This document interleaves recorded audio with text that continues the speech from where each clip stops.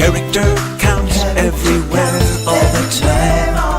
Whether life's easy or an uphill climb, we will shine when we walk that line. Character counts everywhere, all the time.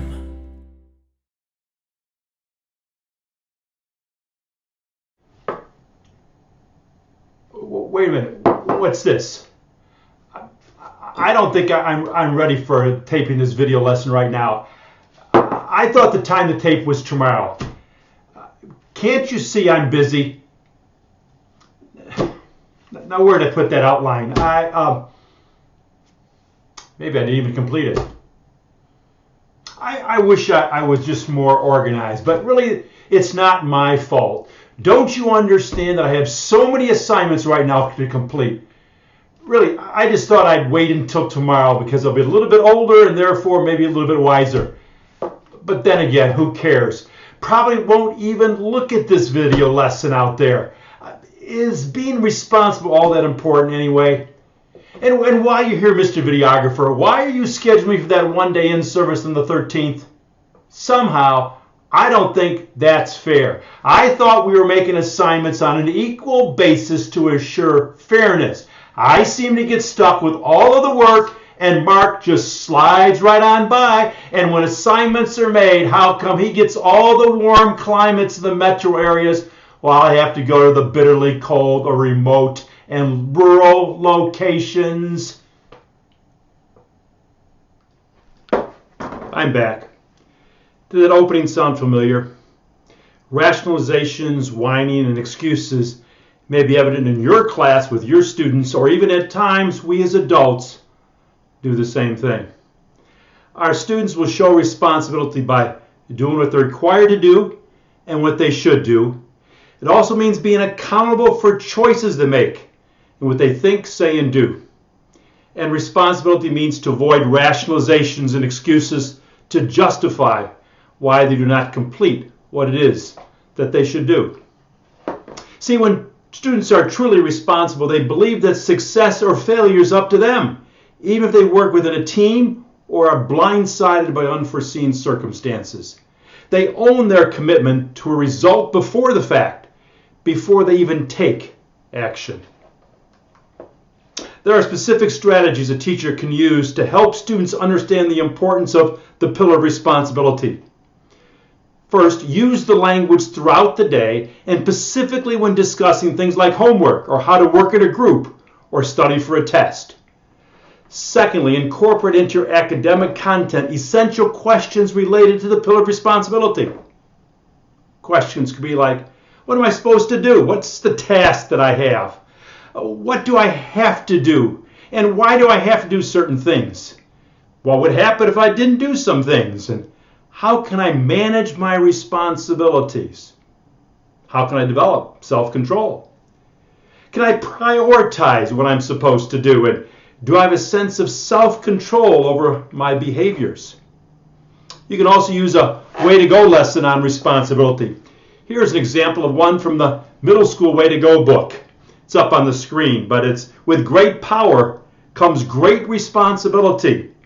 And the teaching point is no matter whether it is in the class or outside of school, you need to understand that you have the power to decide what to think, say, and do. In so doing, you also realize that you're responsible for the actions and their consequences. And there's 5 essential questions that go along with that. That can be done as a journal activity where students write in their own book, or it could be a pair-share discussion, or even done as a large group. Here are a few other tools that you could use for the pillar of responsibility. Think of historical examples, literary characters, or current figures to model how each individual is responsible for what? His or her own character. Provide realistic information about the consequences of unhealthy choices. Maybe have students write an essay about the relationship between their age and the level of responsibility they have. How do responsibilities differ for people their age and for older adults? And how has their sense of responsibility changed as they've gotten older? Maybe at what age should we become totally responsible and accountable for our actions? Remember, character counts is really about the intentional and explicit teaching of desired beliefs, and with the hope that students will make good choices that will be evident in their behavior and conduct. You can pause the video at this point and discuss these questions I have up on the screen related to the pillar of responsibility. The second half of this video professional development lesson will focus on fairness. If I were to visit a school, I most likely would not hear a student say to another, "That's not being very responsible." However, if I hung around a class or a playground long enough, I might just hear, "That's not fair." And this may not just be limited to students. Well, then why is fairness such a hard value to teach? I happen to think it's because there's usually more than one involved in a decision, and if one of the individuals does not get what was wanted, he or she will think or say the decision made is unfair. At the start of the lesson today, I complained how assigning my schedule was unfair. I could have used many other situations that educators face related to fairness. Assigning grades, giving homework, selection of who will play on a team or have a part on a play, playing time, or what kids will receive punishment for misbehavior, who qualifies for support services, or who receives a scholarship. Think about a situation you or someone you know has faced where you feel the decision or solution was unfair. What made it so? On the other hand, think of a decision made that was fair. Why do you think that way? Why don't you pause the video so you have some time to reflect, either as a table group, individually, or with a partner. Take a minute or two. My guess is that all of us can think of both unfair and fair situations that have happened to us, either a child or as an adult. As a school, we should be working at instilling in students the following key beliefs. Treat all people equitably based on their merits and abilities. Willingly take turns and share with others. Understand the importance of rules to define games, establish order and common expectations. And just accept the fact that something is not unfair just because you didn't get what you wanted. But then again, what does fairness mean? A basic understanding of what fairness is and how it applies to decisions that are made impacting us as either a student or adult is critical.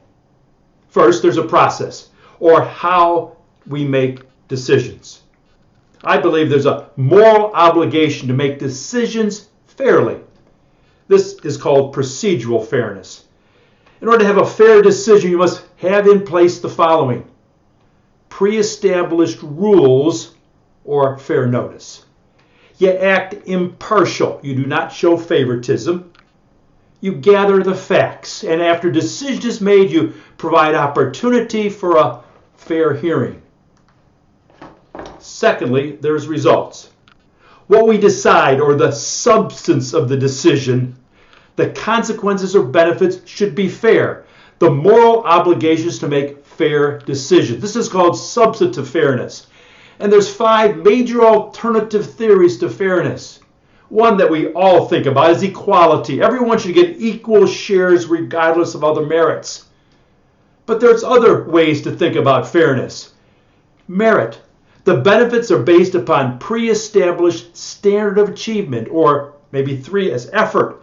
Shares should be allocated in proportion to one's effort. Or 4, seniority. Benefits should be distributed in order of age or seniority. And finally, maybe need. Benefits should be distributed based upon a clearly identified need. These others would be not equality, but equity.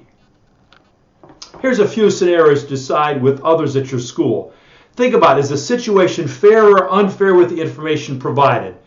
Think of the process and the outcomes. And maybe you could say a situation described would be fair if the process was clearly explained and applied consistently. I'll put them up on the screen.